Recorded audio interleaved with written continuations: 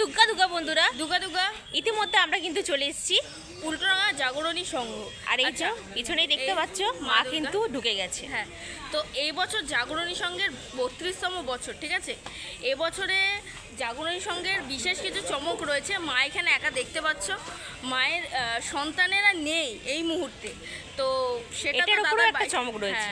আর দাদা বাইট দেবে, এরপরেই আমরা চেয়ে নিচ্ছি, তো তোমরা আরও ডিটেলসটা বুঝতে পারবে। আর কিছুটা খামতি থাকবে, কারণ সামনে না দেখলে ব্যাপারটা বোঝা যায় না। তো চলো স্কিপ না করে ভিডিওটা দেখতে থাকো আর সঙ্গে থাকো।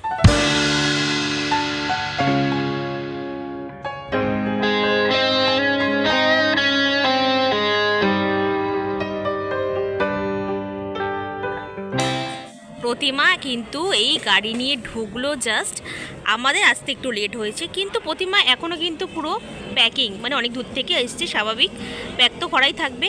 পুরো লোকটা তোমাদের সাথে শেয়ার করছি, কিছুক্ষণ ওয়েট করে। শিল্পীর মুখে শুনি এইবারে প্রতিমাতে কি বিশেষ চমক থাকছে। আজকে আমরা উল্টোডাঙা জাগরণী সংঘ, তো দাদা আছেন আমাদের সাথে। তো এবারে তোমাদের এই যে দুর্গা প্রতিমা আজকে যে ঢুকলো, একটু প্রতিমার সম্পর্কে যদি কিছু জানতে চাই। প্রতিমা সম্বন্ধে বলতে গেলে আমি এবছর পুজোটার পুরো কাজটা করছি গহন কাপাসি নিয়ে, যেখানে সোলার শ্বাসটা তৈরি হয়।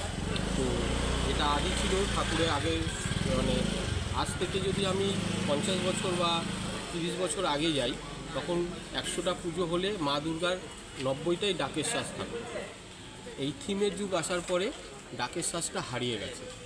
তো সেই মালাকার যে সম্প্রদায়রা আছে তারা এখন অনেক পিছিয়ে গেছে, মানে দুর্গা পূজাটা যে এত বড় আমাদের একটা কাজ হচ্ছে, তো ওই সম্প্রদায়টা পুরোটাই আলাদা হয়েছে, তারা কিছু উপার্জন পাচ্ছে না। তো আমার এখানে দুটো বার্তা আছে, এক ক্লাবকে আর এক মালাকার সম্প্রদায়কে। যে মালাকার সম্প্রদায়ের জন্য আমি বার্তা রাখছি, তাদের ট্র্যাডিশনটা রেখে ডাকেসটাকে একটু মডিফাই করে যদি আলাদা কিছু করে, তাহলে থিমের যুগে তারা আবার কম্পিটিশনে ফিরে আসতে পারবে।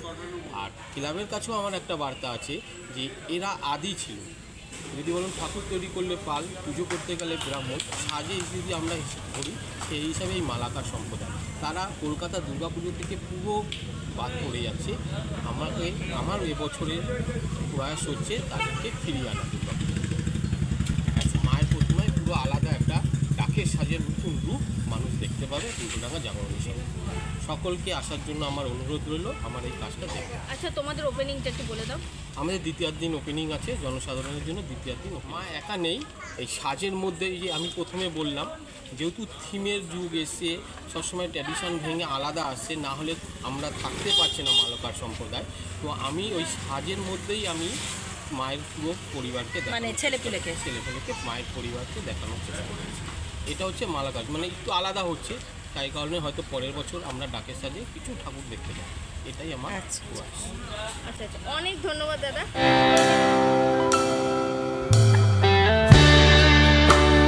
কি সুন্দর আলতা পরিচার মুদ্রাগুলো, বেশ সুন্দর লাগছে কিন্তু দেখতে। এইবারে যেহেতু ডাকের ইতিকথা, এবারে থিম, সেই জন্য বোঝাই যাচ্ছে ডাকের ওপরেই কাজ হবে কিন্তু মায়ের ওপর, বুঝেছো। মুখটা খুলুক, মুখটা দেখার জন্য আমি কিন্তু বেতাব হয়ে রয়েছি।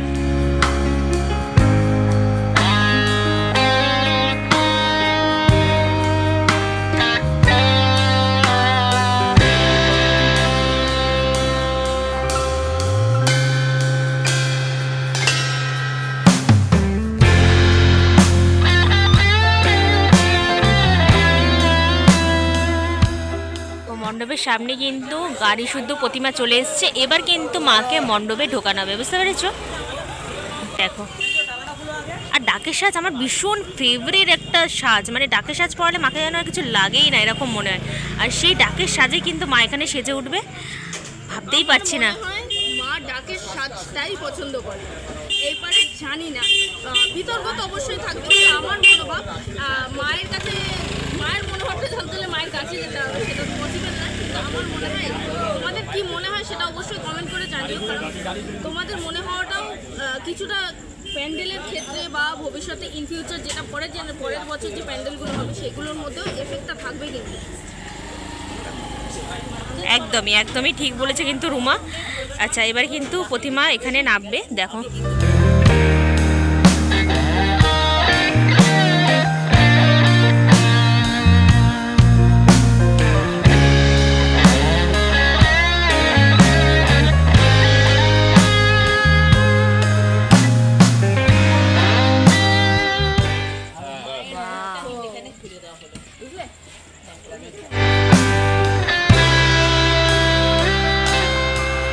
দেখো মায়ের মুখটা পুরো দেখলে, তোমাদেরকে দেখালাম একটু আগে, কিন্তু মুখটা পুরো খুললো। এবার কিন্তু নামানো হবে।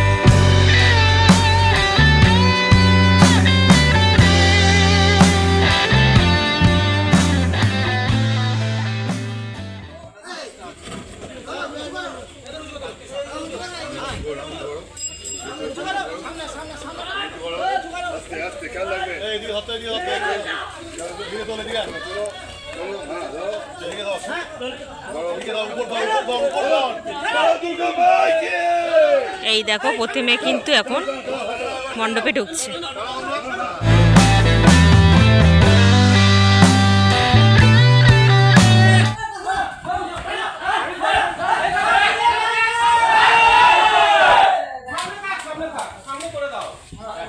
এই দেখো মা কিন্তু নিজের স্থানে কিন্তু উঠে গেল।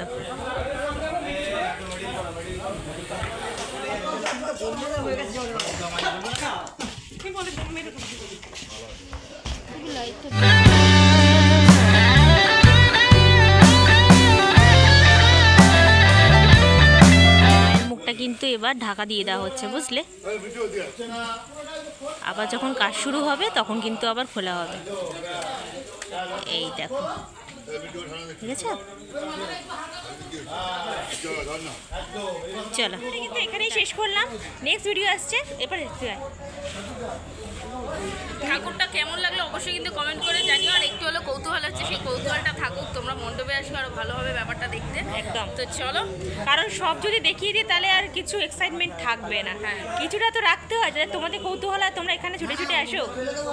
একদমই তাই। তো চলো, আজ ভিডিওটা কেমন লাগলো অবশ্যই কিন্তু কমেন্ট করে জানিও। ভালো লেগে থাকলে like comment share and subscribe করে দিও। দেখা হচ্ছে খুব তাড়াতাড়ি নেক্সট ব্লগে। ততক্ষণের জন্য সবাই সুস্থ থেকো, ভালো থেকো, সঙ্গে থেকো। টাটা।